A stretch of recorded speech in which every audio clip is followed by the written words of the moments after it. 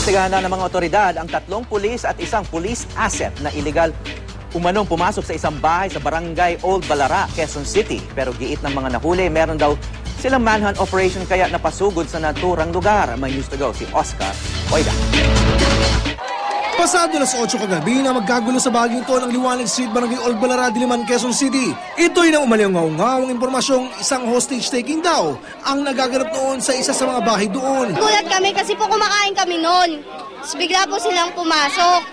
Eh di po na, parang natakot po kami, tapos bigla po sila naglabas ng barel.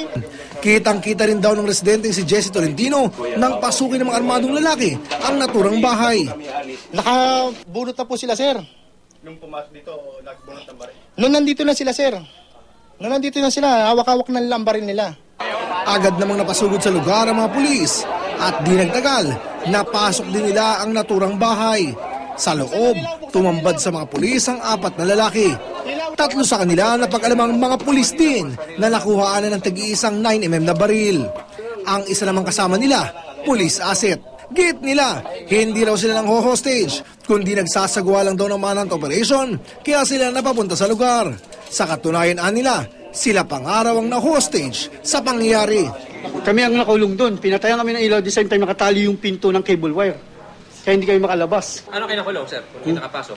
Tinulak niya lang kami, maano yung isang tao. Yung isa, yung malaki. Bagay na di naman itinanggi ng ilan sa mga residente. Yan sila pinalabas? Hindi, sir.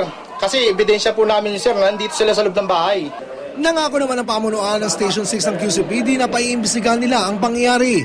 Kung nakakita po dyan na mayroong violation of law, na sinasabi po natin na pumasok sila walang paalam, despite of the fact na meron silang operation, pakakasuhan po natin sila administrative.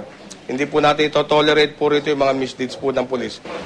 Nasa kustudiyan ng QCPD Station 6 sa mga nirereklamong pulis at kasalukuyang nasa floating status habang isinasagawa ang investigasyon. Oscar Oida, GMA News.